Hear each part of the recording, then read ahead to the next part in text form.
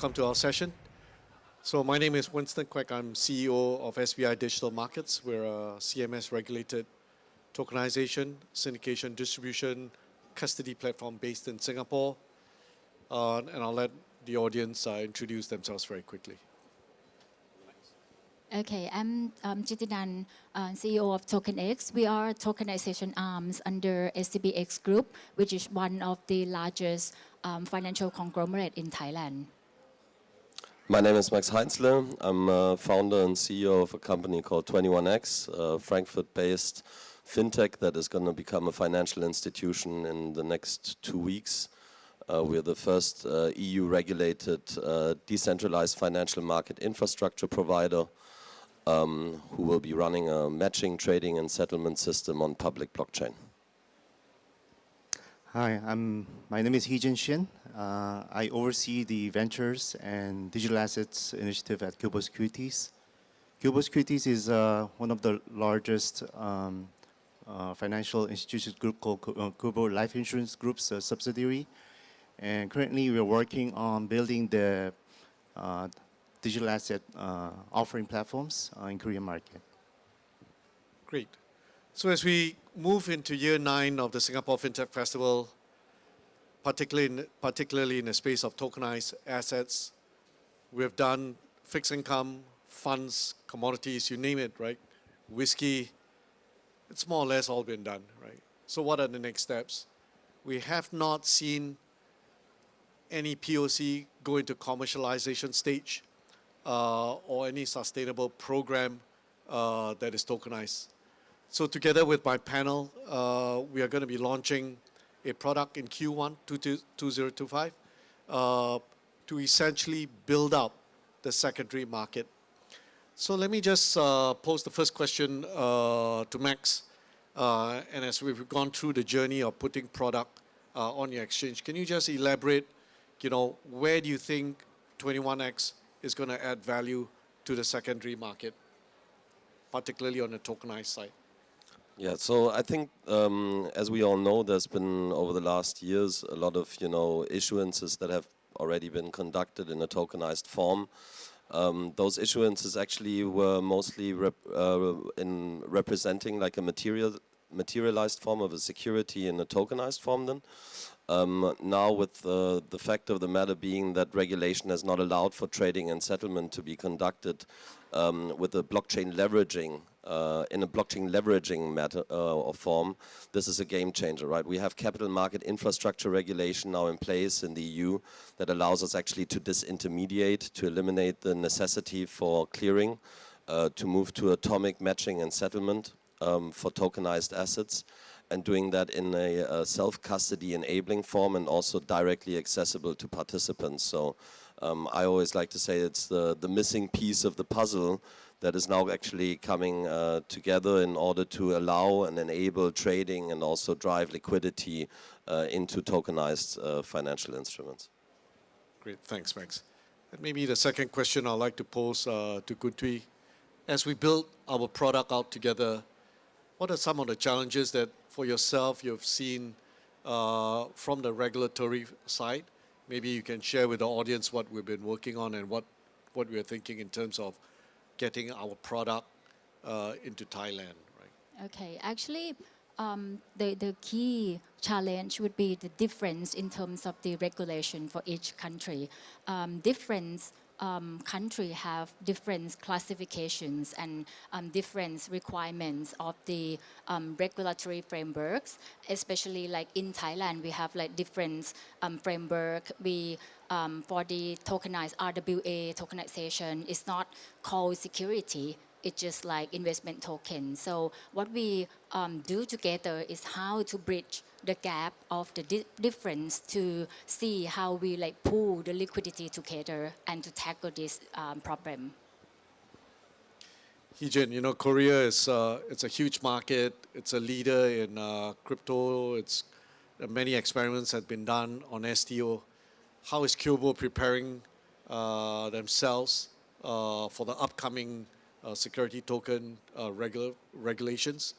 And how do you think we can work together, right, to actually deliver product together globally? Yeah, thanks for the question. So for the Korean market, the regulators and the parliament have been working together for years, but we haven't seen the clear legal framework as of now. But we're expecting to see that in the next 12 to 18 months.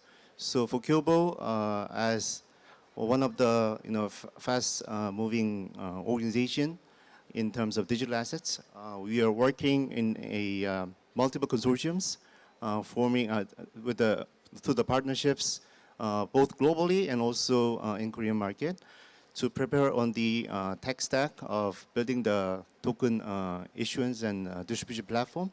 But at the same time, we want to strengthen our position by having and leveraging our network of Korean institutional investors, as well as the retail crypto investors. So for example, Korea is one of the ultimate destinations for global funds that want to raise money from all the way ranging from pensions, endowments, private banks, securities, insurance. So diverse spectrum of investor pool is one of the key success factor in Korean market. Maybe if I just add to that, and also for the audience here, and as we are in Singapore, and we've actually just come from Hong Kong. We see a lot of developments happening now in Asia, a lot of interest also from the regulatory side. I just want to stress one point here for the audience to understand what a special moment it is in the history of capital markets that we are experiencing right now. Right, in the EU, we have blockchain leveraging capital market infrastructure regulation that has become effective as of March last year. And what that actually means is that for the first time in the history of mankind, can we combine an exchange and a settlement system in a single entity? We no longer need to have a special purpose license for every single service that we are offering, like capital markets, by means of regulation, create a complex spider web, which is now being disintermediated to an extent that was never realizable before. So what I mean by that is when you can no longer, just apply for multiple licenses, but create a single entity that can actually, provide for matching, trading, and settlement, broker-dealer services, but also the registration of natively tokenized financial instruments on public blockchain, right? That is in a next step accessible not only to regulated counterparties, but to individuals, as you are sitting here in the audience, also non-regulated entities besides regulated institutions. Then that's the reason why regulation within technology is driving the revolution of capital markets, right? And I think that's very important to understand. That is the reason why we are now actually in the inflection stage of the security token industry. Yeah. Much has been debated about regulation and consistency of regulation across borders and different jurisdictions. Maybe Kuntui, could you maybe comment your personal experience in Thailand and the history and the journey of how regulators have been adapting? I find the Thai regulators extremely accommodating and friendly towards change.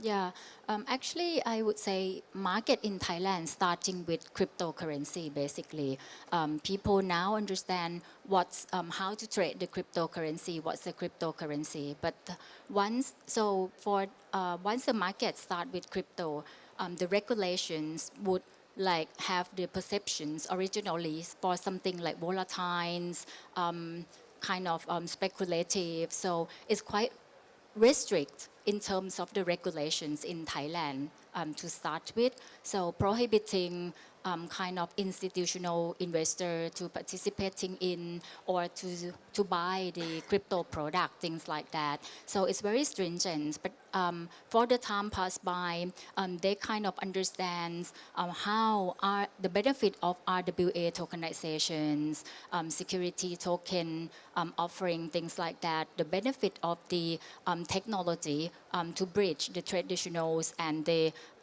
new world. So they're trying to develop or to improve or to relax the regulations in Thailand. But to be honest, it's still like slower than we for the business operator, we need something fast, something quick. But for regulator, they kind of carefully think about it and trying to facilitate. So luckily in Thailand, for Thai SEC, they're trying to understand and facilitate. But it's not only Thai SEC, because it's deal with some other regulator as well. So not only Thai SEC that needs to support. I think the overall regulators like Bank of Thailand or some other regulator needs to support as well. Otherwise, the market will not go to mass adoptions. So in the closing minutes, I'm just going to summarize our short discussion here. You can see that in Europe, regulators are changing very fast. I believe Europe, together with Switzerland, will be leading tokenization regulatory framework changes. In Korea, the Korean government is really ready, I believe, to announce, and they've been observing the changes around the world. And the Thai government is also being a lot more accommodating. So finally, what is SBI doing to improve secondary market for tokenized assets? We've seen so many products hit the market, but to be candid about it, many of these products are one-off, right? SBI is a venture capitalist by background. We have over the years acquired several exchanges, several security platforms. My mission is to connect these buy-side entities together, starting with Max in Germany, Tokenized in Thailand, and very soon with the Kyobo group in Korea. We have other motivated platforms that have approached us to connect. We're a blockchain agnostic hub that will facilitate the flow of tokenized assets across our network. And in that way, we can tap on secondary market across our friends and different jurisdictions to improve the circulation of the asset. So imagine if we put a RWA on Max's platform in Germany, and if he does not feel that there's enough liquidity, he can then tap into his network, which will be another 5 exchanges.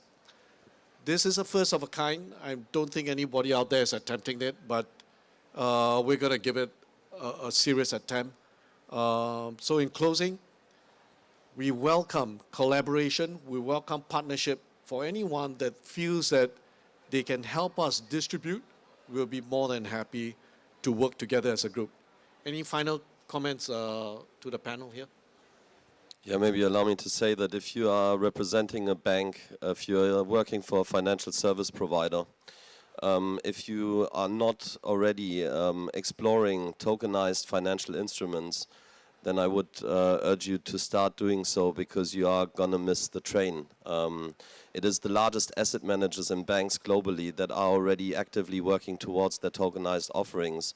And what has been the missing piece of the puzzle is financial market infrastructure, as I said again, that is leveraging blockchain technology, right? So now is the time has come, right? And we can see that, countries are adopting, exactly like you said, Winston, the regulatory frameworks that have been, been put out there by the leading, jurisdictions such as the EU.